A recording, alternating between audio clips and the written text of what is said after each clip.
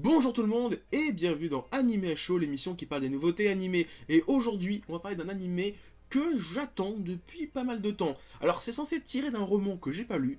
Il y a un animé qui est sorti dans les années 70-80 que j'ai pas vu, mais tout le monde dit c'est un truc de malade, c'est un truc de fou furieux, c'est un truc de space opéra de malade. Ça s'appelle La légende des héros de la galaxie, ou The Legend of Heroic machin truc, ou en japonais Ginga Heiyu Densetsu, avec un nom allemand après, j'ai pas retenu.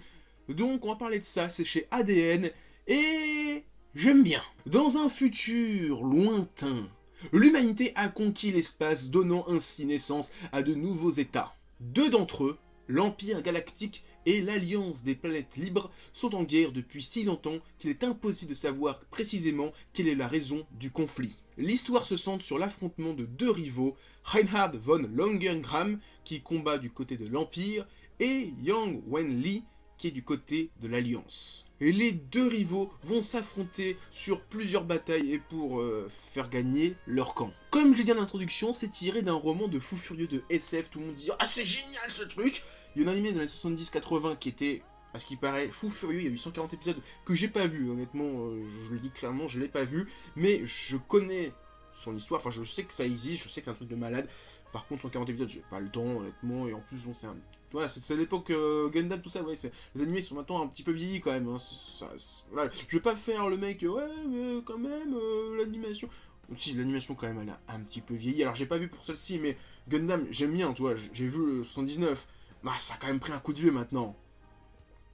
Faut le reconnaître un petit peu quand même. Donc en fait, le principe c'est qu'on a dans la série deux camps, enfin l'Empire et l'Alliance qui s'affrontent sur des batailles galactiques gigantesques avec plein de vaisseaux. On dirait des vaisseaux de Leiji Matsumoto, on dirait le Yamato, les trucs comme ça, c'est des bateaux tout en longueur qui font plein de rafales de tirs.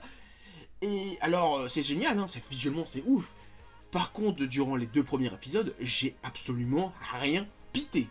Parce qu'en fait, durant les deux premiers épisodes, t'as un côté, t'as Reinhard, là, l'allemand, qui fait ses plans, il dit oui, on va faire ci, comme ça, on va couper la retraite de machin.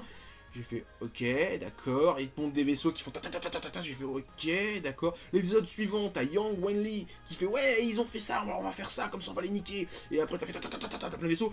J'ai rien compris. Que ce soit au niveau des stratégies ou au niveau de qui fait quoi contre qui, j'ai absolument rien pité.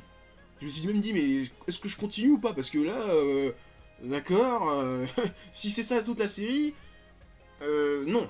Et après l'épisode 3, c'est 4, 5, 6, et là, j'ai kiffé. Parce qu'en fait, là où les deux premiers épisodes nous montraient des batailles gigantesques où tu comprends strictement rien à qui fait quoi, pourquoi, comment, du où, du pourquoi, les suivants, donc le 2, 3, 4, 5, 6, ont été sur un côté plus humain. Dans l'épisode 3, par exemple, on nous montre les origines de Reinhard et son pote Siegfried, si je dis pas de conneries, et donc qu'est-ce qui les a amenés à rentrer dans l'école militaire et à devenir des putains de stratèges de ouf malades. Et après, on est sur Yang Wenli, donc là, c'est quasiment que lui, pour l'instant, l'épisode 4, 5, 6, 7, et ses stratégies, comment il est devenu soldat, pourquoi il est devenu stratège. Et j'ai trouvé ça super stylé, franchement, le côté humain m'a beaucoup plus plu que le côté stratégie, où il faisait des batailles de malades, il faisait des complots pour niquer...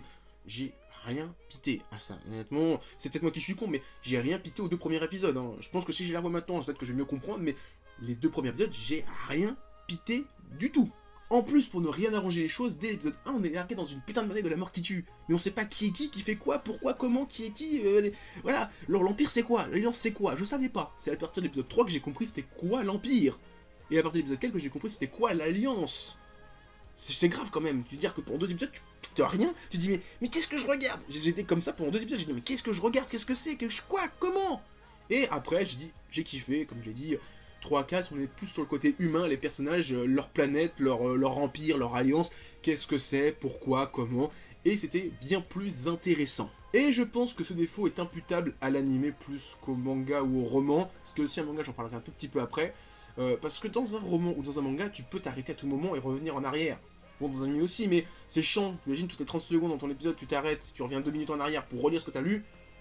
Une fois, ok, mais pas tout le temps. Donc moi, je le fais pas, mais je pense que si j'avais fait ça, peut-être que j'aurais mieux compris certaines choses. Au moins, un manga, je peux revenir une page en arrière et dire « Ah, d'accord !» Et après, je reprends ma lecture. Un épisode, je vais pas faire ça tout le temps. C'est chiant. On va pas se le cacher. Donc oui, j'ai beaucoup aimé le côté humain, oui je reviens dessus, je passe du coq à l'âne, j'ai beaucoup aimé le côté humain, donc par exemple, toute la stratégie de Yang Wenli, d'essayer de prendre une base de l'Empire, c'était cool. Franchement la stratégie, on voit les personnages, ils font des trucs. Alors, c'était beaucoup plus humain, beaucoup plus facile à percevoir. On voyait des humains faire une mission, c'est pas des putains de vaisseaux qui tirent partout. Ça, ok, un épisode c'est stylé, mais si c'est toute la série c'est comme ça, honnêtement, ouais, des vaisseaux qui tirent... une fois, deux fois, d'accord, mais toute une série comme ça va être super chiant. Donc je ne pense pas que la série va être comme ça. Je pense qu'on va quand même être sur des missions humaines, des comportements humains, plus que des vaisseaux qui vont faire un peu plus à droite, tir, pan. Ah, on fait toucher couler sur le vaisseau. Non, si c'est ça, franchement, je pense que je vais larguer. Et pour l'instant, je ne largue pas la série parce que il y a ce côté humain. Si ça repart dans ces délires de l'espace et que je comprends rien, ça va pas le faire, mais je pense que ça va le faire, parce que je pense que c'est juste les 2 premiers épisodes pour nous en foutre plein les yeux, et maintenant on va être sur un côté plus humain. Je l'espère. Si c'est pas ça, putain, ça va chier. Alors, je vais pouvoir maintenant parler un petit peu du manga, parce que il y a un manga, La légende des héros de la galaxie, qui va sortir chez nous prochainement, chez Kurokawa. Alors, ça faisait plusieurs mois que j'avais vu que le bouquin est sorti en juillet chez Kurokawa, mais il y a que récemment, lors d'un live sur Twitter, que Grégory, ah putain, j'ai plus son nom. Bon, le big boss, enfin le directeur éditorial de Kurokawa, qui a annoncé que ça allait sortir pour la Japan Expo. Et donc, ils allaient récupérer une autre œuvre de monsieur Yoshiki Tanaka, aka le papa de Arslan. Donc, ça veut dire qu'en fait, chez Kurokawa, il y a 2 mangas qui adaptent des romans de monsieur Yoshiki Tanaka. Donc, Arslan et bientôt la légende des héros de la galaxie. Eux, ils vont pouvoir s'en foutre plein les couilles parce que ils vont nous dire par l'auteur de Arslan, ce qui est le cas en plus, hein, c'est l'auteur de Arslan. Donc les gens vont dire Arslan, FMA, tac, je fais le recoupement. Moi déjà, Arslan, j'aime bien. Franchement, c'est sympa. Bon, j'ai vu d'autres séries qui étaient bien mieux, mais faut quand même se remettre en contexte que c'est un vieux roman par rapport à, par exemple, Altaïr, qui est un peu plus récent. Mais là, franchement, je suis hypé par l'animé. J'espère que le manga est tout aussi bien. J'ai vu les couvertures, elles sont folles. Donc j'ai hâte de lire ça. Ça sort à la Japan Expo. Je suis tout fébrile. Donc voilà, mis à part les 2 premiers épisodes, j'aime beaucoup cette série. J'ai hâte de lire le manga qui sort à la Japan Expo. Merci Kurokawa. Honnêtement, merci beaucoup. Et bon bah voilà, hein, c'est tout ce que j'avais à dire, hein. Sinon l'univers est stylé, hein, honnêtement, le peu que j'ai vu, j'aime beaucoup.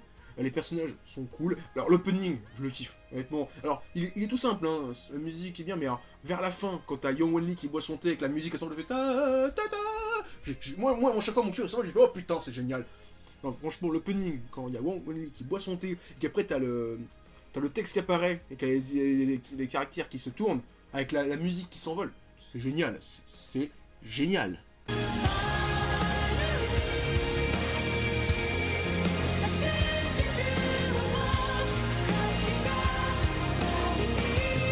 Voilà, c'est tout ce que je vais dire sur la légende des héros de la galaxie. Alors, on va se quitter, mais avant ça, mettez plein de pouces bleus, laissez des commentaires, partagez la vidéo sur les réseaux sociaux. Il y a mon Facebook, mon Twitter, mon Discord dans la description. Moi, je vous dis à plus, continuez à lire des mangas et à regarder des masses. Allez, ciao tout le monde.